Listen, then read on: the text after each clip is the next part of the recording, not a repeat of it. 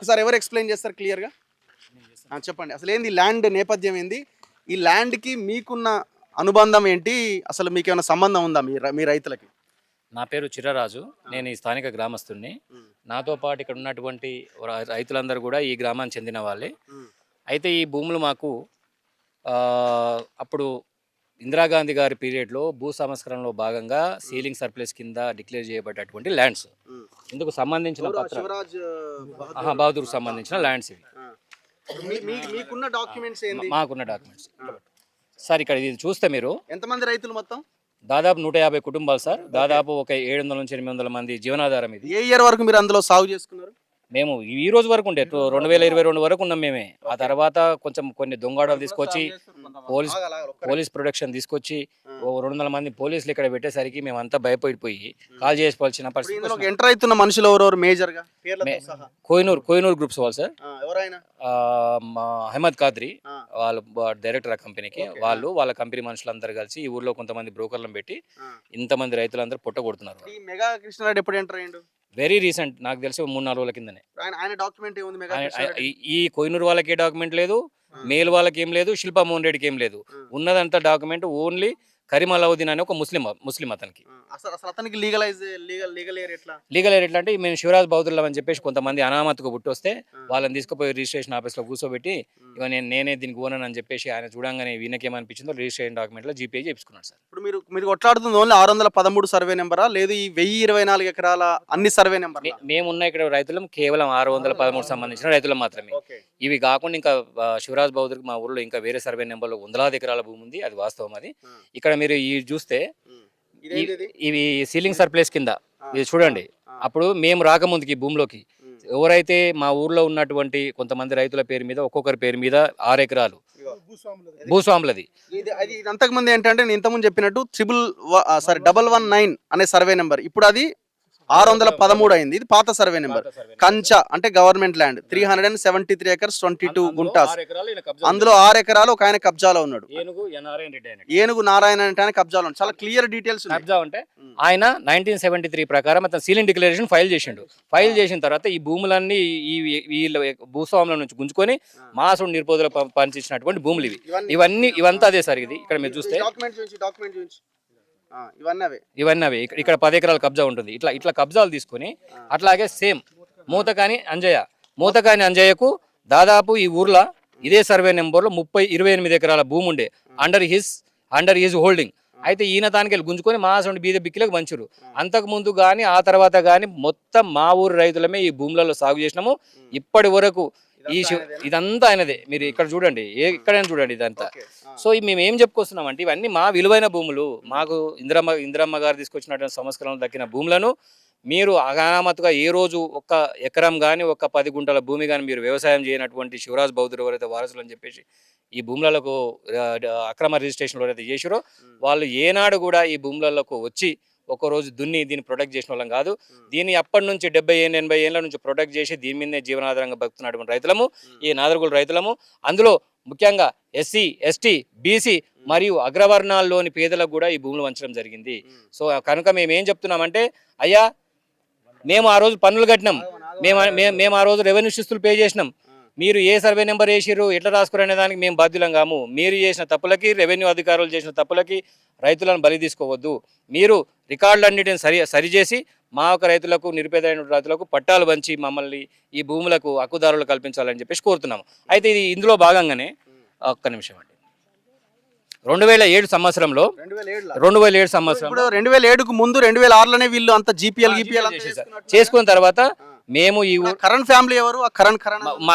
మాకు వాళ్ళకు ఈ ఊరికి ఏం సంబంధం లేదు సార్. వాళ్ళు ఎడికెళ్ళి పుట్టుకొచ్చారు, ఎట్లా పుట్టుకొచ్చారు అనే దానికి ఈ ఊర్లో ఎవరికి నాలెడ్జ్ లేదు, మాకు కూడా నాలెడ్జ్ లేదు. జీపీఎల్ తర్వాత 2007లో జరిగింది. ఇది విషయం ఏంటి అంటే, ఆ రోజు చంద్రబాబు నాయుడు గారు ఫీల్డ్ ఇన్స్పెక్షన్కి వచ్చిండి భూమి మీదకి. వచ్చి ఇక్కడ ఉన్నటువంటి రౌడీల వాళ్ళందరినీ తరిమేస్తే అప్పుడు చంద్రబాబు నాయుడు గారు మన రాజశేఖర రెడ్డి గారికి సీఎంగా ఉన్నప్పుడు ఒక లెటర్ రాస్తే ఆ లెటర్ ఆధారంగా ఒక గెజెట్ రిలీజ్ అయింది. ఆంధ్రప్రదేశ్ రాజపత్రము, ఆంధ్రప్రదేశ్ గెజెట్. గెజెట్ డేట్ ఎప్పుడు ఇది? జూన్ 8, 2007 శుక్రవారం రోజున వచ్చిన గెజెట్ ఇది. గెజెట్ ఇది. ఈ గెజెట్ ప్రకారం ఏం చేసినంటే ఒక రిటైర్డ్ జడ్జిని ఈ జ్యుడిషియల్ ఎంక్వైరీ అపాయింట్ చేసేసి అసలు ఈ భూముల మీద వాస్తవ పరిస్థితులు ఏంటి, ఈ భూములలో ఎవరెవరు ఉన్నారు, అసలు వాళ్ళ విషయాలు ఏంది అని చెప్పేసి మొత్తం ఎంక్వైరీ చేయమని చెప్పేస్తే అప్పుడు రామకృష్ణంరాజు గారు ఎంక్వైరీ చేసి ప్రభుత్వానికి నివేదిక సమర్పించారు. నివేదిక ఇచ్చారు, ఫైనల్ రిపోర్ట్. అయితే justice P Ramakrishnamraju commission of enquiry. అయితే ఈ రిపోర్ట్ ఎవరికి ఇచ్చారు అంటే అప్పుడు ఉన్నటువంటి రెవెన్యూ మినిస్టర్ ధర్మాన ప్రసాదరావు గారికి అందజేశారు. అయితే విషయం ఏంటి అంటే ఇందులో ఏముందంటే ఇది 664 ప్లస్ 721 సర్వే నెంబర్ సంబంధించినటువంటి రిపోర్టు. అయితే ఇందులోనే ఎంట్రీమ్ రిపోర్ట్ అని చెప్పేసి 613 అనే సర్వే నెంబర్ సంబంధించిన రిపోర్టు ముందుగానే సబ్మిట్ చేసిండు.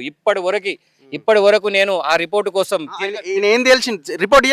రిపోర్ట్ మా చేతికి అందలేదు. వాళ్ళ గవర్నమెంట్ వాళ్ళు ఏం చేసిరో తెలియదు. రిపోర్ట్లు మాయం చేసిరు. రిపోర్ట్లన్నీ మాయం చేసిరు. నేను ఈ రిపోర్ట్ల కోసం ఎక్కడెక్కడ తిరిగినా జాగాలు లేవు సార్. నేను ఎంత ప్రయత్నించినా ఎవరెవరు ఎన్ని కాళ్ళు మొక్కున్నా కానీ నాకు ఎవరు చంద్రబాబు గారి లెటర్ అండి, రాజశేఖర రెడ్డి గారికి రాసింది.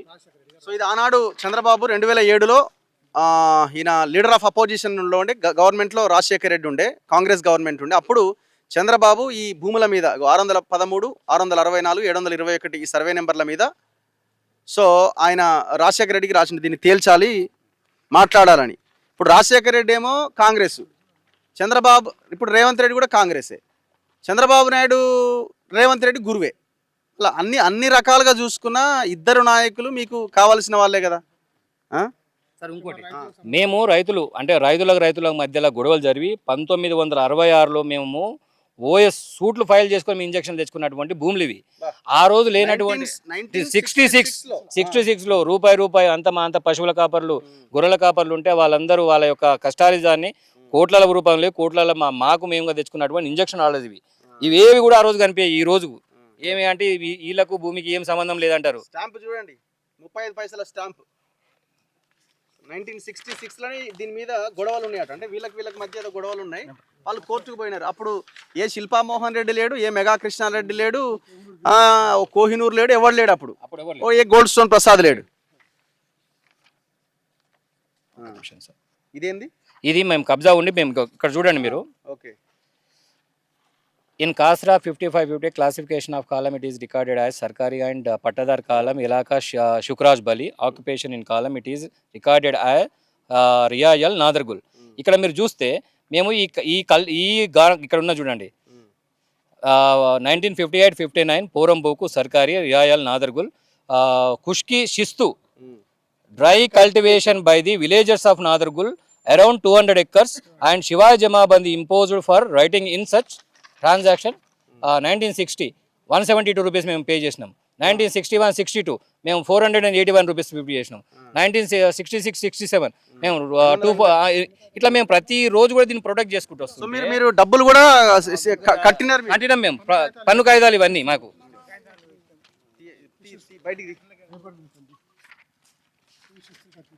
సో ఈ రైతులు ఆనాడు ఇక చూడండి ఒకసారి 19 ఎప్పుడో ఇది శిస్తు కట్టినటువంటి 1993 to 1995 45 రూపాయల చెల్లించిన పైకి 60 పైసలు. మరి డబ్బులు ఎందుకు కట్టుకుంది గవర్నమెంట్? 9 రూపాయల 25 పైసలు 91లో, 23 రూపాయల 50 పైసలు 91లో, 89లో 23 రూపాయల 50 పైసలు గవర్నమెంట్ కట్టిరు. ఇదంతా భూమి ఈ దొంగలంతా ఎట్లా వచ్చారు మళ్ళీ ఇప్పుడు ఈ దొంగ రియల్ ఎస్టేట్ కంపెనీలను ఎట్లా వచ్చినాయి? ఇప్పుడు దీని వెనకాల పొంగులేటు ఉన్నాడా, ఇంకెవడన్నా ఉన్నాడా, పాత గవర్నమెంటా కొత్త గవర్నమెంట్ అనేది తేల్చాలా? 2007లో సార్ ఆ రోజు స్పాట్ ఇన్స్పెక్షన్ చేశారు. During the spot inspection 2007 sir mandal revenue అధికారి during spot inspection it revealed that villagers are in encroached this lands for agriculture and grazing purpose. Further there is no separate area for survey number 613 and 119 but physically both are one and the same. Okay.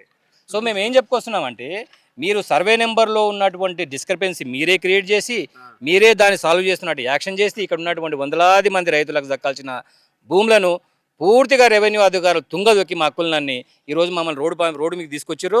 మేము ఈ సందర్భంగా ఈ గవర్నమెంట్కి మేము ఒకటే కోరుకుంటున్నాం, మీరు ఆ రోజు మా దగ్గర నుంచి ఏ విధంగా అయితే పన్ను వసూలు చేసి ఈ భూముల మీద మమ్మల్ని ఏ విధంగా అయితే మమ్మల్ని ఆ రోజు ఈ హక్కుదారులు ఎట్లయితే చేసిర్రో ఈ రోజు కూడా అదే. ఇప్పుడు ఇదంతా అర్థమైన సబ్జెక్ట్ చాలా క్లియర్ గా ఉన్నది. ఇప్పుడు ఎవడు ఫస్ట్ ఎంటర్ అయింది ఇందులో? ఈ గోల్డ్ స్టోన్ ప్రసాద్ అంటోడు ఎందుకు వచ్చిండు మధ్యలో? ఇది సార్ ఇది 2005లో ఒక మన రంగారెడ్డి కోర్టులో 155/2005 అని ఒక సూట్ ఫైల్ అయింది. అయితే ఆ సూట్లో ఈ కరీం అలావుద్దీన్ అనే ఒక జీపీఏ హోల్డర్ సూట్ ఫైల్ చేస్తే అది డిస్మిస్ అయింది. డిస్మిస్ అయిపోయిన తర్వాత ఇక అతనికి దిక్కుతోచని పరిస్థితులు ఏం చేసుకున్నా అంటే ఈయన పోయి మన గోల్డ్ స్టోన్ ప్రసాద్తోని ఇంటర్నల్గా ఒక అగ్రిమెంట్లు మాట్లాడుకొని నాకు మీరు ఈ భూమి నాకు దక్కేటట్టు చేస్తే నీకు 150 ఎకరాల సైట్ని నీకు రిజిస్ట్రేషన్ చేస్తా అని చెప్పేసి వాళ్ళ మధ్య ఉన్నటువంటి ఇంటర్నల్ ఒప్పందం. ఆ తర్వాత గోల్డ్ స్టోన్ ప్రసాద్ దిగి హైకోర్టులో డివిజన్ బెంచ్లో నడిచింది కేసు. అందులో కూడా కాన్ఫ్లిక్ట్ జడ్జ్మెంట్ వచ్చింది. ఒక జడ్జి ఏమో అలౌ చేసిండు, ఇంకో జడ్జి ఏమో డిస్మిస్ చేసిండు. మళ్ళీ ఆ తర్వాత అది చీఫ్ జస్టిస్ రిఫర్ అయిన తర్వాత మళ్ళీ ఒక సింగిల్ జడ్జిని అపాయింట్ చేసి వాళ్ళ ద్వారా టైటిల్ క్లియర్ చేసి ఆ తర్వాత సుప్రీంకోర్టు పోయారు. ఈ కాన్స్పిరసీ మొత్తానికి ఏంటంటే ఎప్పుడైతే సుప్రీంకోర్టులో 2015లో శివరాజ్ బౌద్ధర్ ప్రాపర్టీగా డిక్లేర్ అయిందో అయిన ఇమ్మీడియట్ విత్ ఇన్ 1 month లోని 150 ఎకరాలు రిజిస్ట్రేషన్ అయింది. 50 కంపెనీలు ఎవరివి? గోల్డ్ స్టోన్ ప్రసాద్ పివి మూర్తి ఎవడు? వాళ్ళ తమ్ముడు వస్తాడు, వీటికి వస్తాడు. అప్పుడు వచ్చేది వాళ్ళ మనుషులు వచ్చేది వీటికి. అప్పుడు ఈ షీట్స్ కానీ ఇవన్నీ ఏవి లేకుండే ఓపెన్ ఉండేది అంతా.